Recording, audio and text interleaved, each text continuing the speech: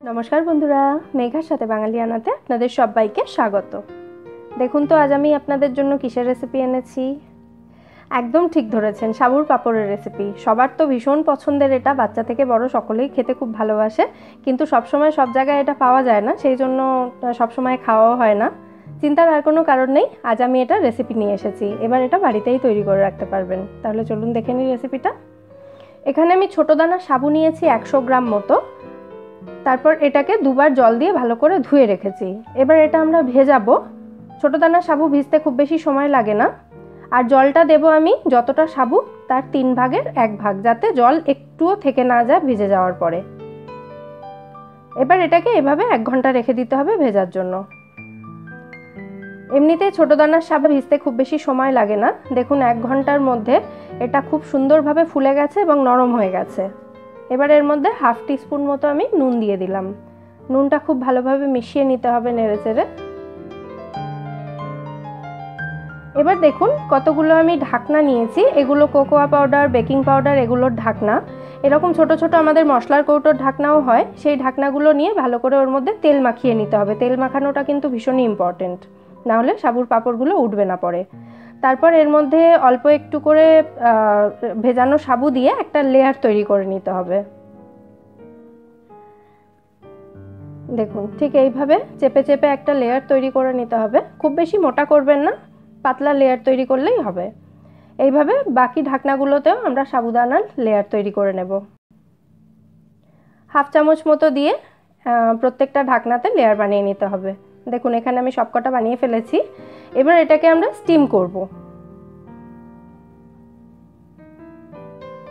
Steam করার জন্য দেখুন এখানে একটা কড়াইতে আমি 1 গ্লাস মতো জল দিয়ে দিয়েছি। জলটা সবে ফুটতে শুরু করেছে, মিডিয়াম ফ্লেমে রাখা রয়েছে আঁচটা। তারপর এই যে স্টিমিং প্লেটটা, এটা নিয়ে আমি কড়াইয়ের ওপর বসিয়ে দিলাম।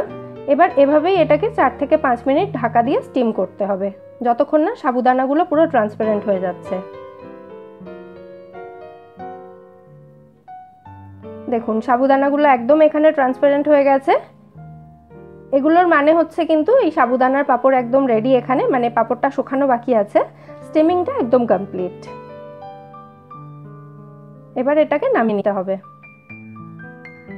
এবার দেখুন এখানে আমি একটা বড় স্টিলের থালা নিয়ে নিয়েছি। থালাটার মধ্যে খুব ভালো করে তেল মাখিয়ে রেখেছি, কিন্তু থালার বদলে আপনারা বড় প্লাস্টিক শিটে তেল মাখিয়েও এটা করতে পারেন।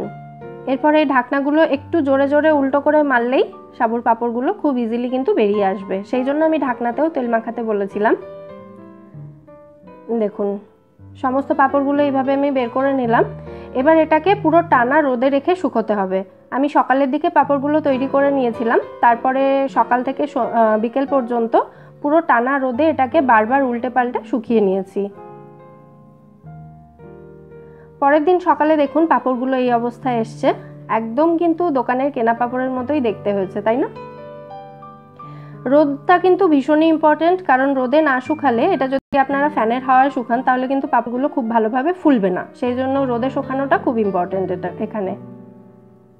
পরে ভাজলে কেমন লাগছে আমি দেখিয়ে দেব।